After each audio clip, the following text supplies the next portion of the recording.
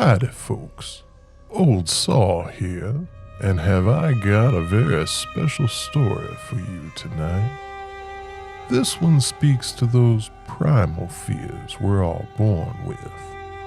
The kind that only surface when your eyes are closed. Or worse yet, when they're wide open. So, pay no attention to the creepy-crawlies, and we'll get down to the grisly details.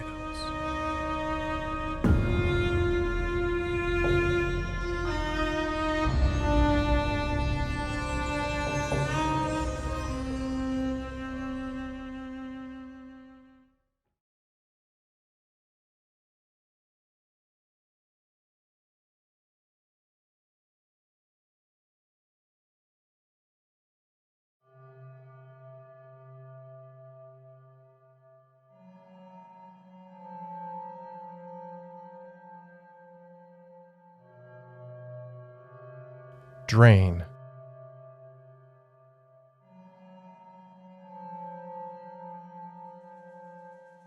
By Brandon Applegate.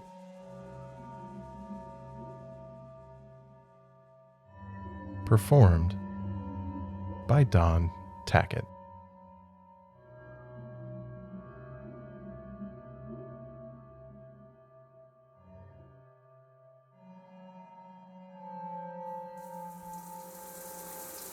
When James was 8 years old, a spider crawled out of the drain and up his leg while he was in the shower.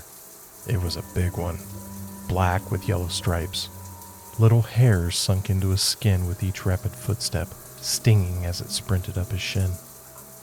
20 years later, that's the first thing James thinks of when he feels the tickling sensation on his toe. The water from the shower batters his head, falls in sheets over his closed eyes, and fills his nostrils. He is left only with his sense of touch. His brain delights in torturing him with the memory of the spider. He breathes in water and bitter shampoo. His hands shoot to his face to squeegee the wet away and free his senses. The second thing James thinks of is the embarrassment he felt all those years ago. The spider scrambled up his leg and headed for his crotch, which had only just become something he cared about. Adrenaline flooded every gland and receptor it could find. James slapped the spider off his knee with an awkward sideways karate chop that sent the creature thunking into the shower tile. He screamed as high and as loud as his vocal cords allowed, then bounded through the shower curtain, through the house, into the living room, where his parents and 3 older brothers sat playing Monopoly. He stood, naked, wet, and panting, as they laughed. So now, in the shower, with something tickling his big toe and a face full of soap, he uses all the shame from his childhood to shove down his panic and move his foot. He turns his face towards the shower jet to clear away the soap, steps out of the water, wipes it away, and opens his eyes. His vision is bleary, so when he looks at the floor, he can't tell what's sticking out of the drain. His vision clears. A shock of black hair protrudes from a single square grate in the drain cover, defiantly holding its place against the torrent heading for the pipes.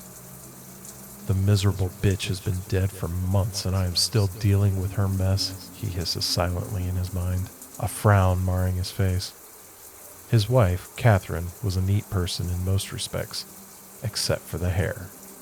All married couples find things to fight about. For some, it becomes a sport. James could always count on another round of the hair in the goddamn drain she'd left in clumps every single time she showered. James always showered before Catherine, so the hair moldered in the grate for 24 hours by the time James saw it. He'd have to pick up the nasty tangles and feel the cold damp of it as he carried it to the toilet and flushed it. It was a pre-shower ritual. Scoop up the clump, flush it, gag, get in the shower. This was not the only thing they fought about. In fact, the thing that finally made him put a bullet in her skull while she slept was the snoring. She sounded like she was tickling a pig in their bed every night. He tried earplugs, headphones, even sleeping on the couch, but in the end, it was more than he could handle. James has slept great ever since he dropped her in the river, pinned to the bottom with ropes and cinder blocks. He sleeps like a baby. There must be miles of hair down there, he thinks, staring down at the clump. He makes a mental note to call a plumber as soon as he gets out of the shower. For now, though, he uses his big toe to kick the clump back into the drain, where the water does its job and carries it out of sight. James takes a deep breath and steps back into the shower stream, face first. As soon as the water hits him, closing his eyes, flowing backward up his nose, he feels the tickle again. This time it's on his ankle. He jerks his foot up and pivots, landing against the cold tile. The hair lays limp, curled on the plastic floor, extending from the drain as though telling itself to act natural. Fuck this. I'll shower tomorrow after the plumber comes. He pushes the shower stall open, steps out with his left foot, and thump, his right foot jerks back down. An old familiar panic wells up in his chest, the same feeling from when he was 8 with that spider. He whips his head around and looks at his foot. The hair, much longer now, lays across his foot, curling around his ankle like a taunt. James lets out an ugly laugh full of panic and mock. That didn't happen, and you're an idiot for thinking it did. He picks his foot up to proceed as planned, refusing to look at the insignificant clump of old trash. Thunk. Again. This time James screams. No. Stupid. No. He lifts the foot again, but this time it is held fast to the floor. The hair coils around his ankle, digging in like rope, pulling taut between his ankle and the drain. He dives forward. The hair holds, and James falls naked and wet onto the cold ceramic tile. Pain flares in his ankle. He grits his teeth and tries to drag himself forward, pulling against the hair with his ruined ankle, already purple and swollen. He makes no progress. He stops, gives up, face down on the tile, and sobs. A wet slap sounds behind him on the shower stall floor. No, don't look at it. He rolls his body onto his side so he can crane his neck around. The metal drain grate pops off and flips to the side of the hole, spinning like a coin. Another wet slap. There are more hair tendrils arcing out of the drain, bent like elbows, slapping their ends like hands onto the plastic. 8 hair arms, thick as sapling trees, brace against the plastic all around the drain and flex. Sucking, grunting sounds are emitted as it drags itself up through the pipe, using the hair like a corkscrew's wings. James's ragged breath comes through in shallow bursts. He shakes, cold and afraid on the tile, and pulls against the hair. His swollen ankle shoots bolts of pain up his thigh and into his groin. He screams and grits his teeth as tears mingle with the water on his face. A mottled gray cylindrical tube of rotting flesh emerges from the drain. Canned salmon, only there isn't a smidgen of pink. The mess slides its way out of the hole, one crackling, undulating pull at a time. It's long, first inches and then feet squeeze up from below until it towers, wobbling over him. The column nearly touches the 9-foot ceiling. All of it is out of the drain now, and the tower collapses onto the floor in a succession of rapid, hollow thumps, then lays squirming in a grotesque pile. A crackling popcorn sound emerges from the gray mass. Shattered bones snap back into place, reassembling themselves into the remains of a person. The smell strikes him, and James's gut boils. It's a mix of sulfurous, sun-spoiled meat and rotting fish that hangs in his nostrils, clings to his skin. Gray flesh slapped haphazardly against bone and cartilage. Remnants of pink, rotted muscle split over the knees and at the shoulders so the meat can shine through, white in places like flaking catfish. Its black hair hangs shoulder length and its breasts droop. Its stomach is swollen and something moves inside. When it raises its face, James is not surprised to see it's Catherine.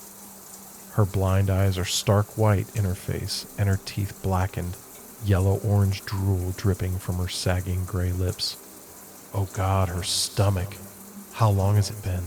How many months? James renews his efforts to scramble backward, crab walking on his hands and feet. The hair holds. The wet floor tile is a treadmill going the wrong direction. She wasn't pregnant. Oh no, no, no, no. Piss flows down James's leg and splashes onto the floor. Catherine raises her white blind eyes to his.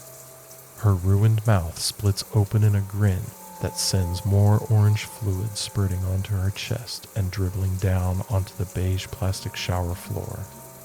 The thing inside her presses against her distended belly. There is a hand, a foot, a face, as it roils inside.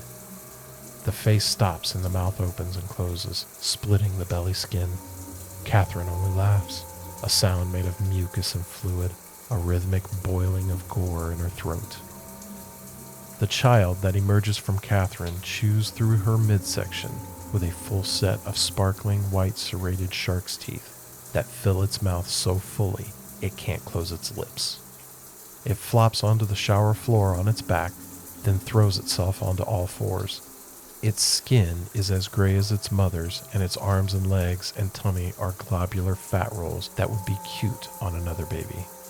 A penis protrudes from between its legs. Is this my son? Catherine smiles as she reaches down and yanks the umbilical cord in two. The phlegm boils in Catherine's throat, and she mouths the words, "Go to daddy." The baby thing's hands slap on the shower floor as it crawls forward. It clears the shower and flops across the tile between James's legs. He tries to kick it away, but cannot bend his leg enough. He sits up and swings at it with his palm, trying to swat it away like he did the spider all those years ago. Unlike that unfortunate arachnid, this creature clings to the floor. It brushes against his inner thigh below his crotch, and where it touches, it bites. A sizable piece of flesh tears free. Blood pours out of the hole like a broken water balloon. James screams and swings his hands at the thing to no effect. The child smacks when it chews, slurping the mix of red blood and viscous black saliva back into its mouth between bites. Bone is visible through the meat of James's leg as the baby works its way upward. The pain is gone and James is on his back again. Numbness washes over him. He stares at the white ceiling. Dark creeps in around the edges of his vision. His wife croaks with fluid laughter. His son makes happy little moans as he eats. His son. She never said she was pregnant. Did she even know? How many months has it been? 9. It's been 9 months. He deserves this. Son, a growing boy. He would laugh if he could. Darkness, smacking, gorging, pressure. Nothing. Nothing. Thank God it's nothing.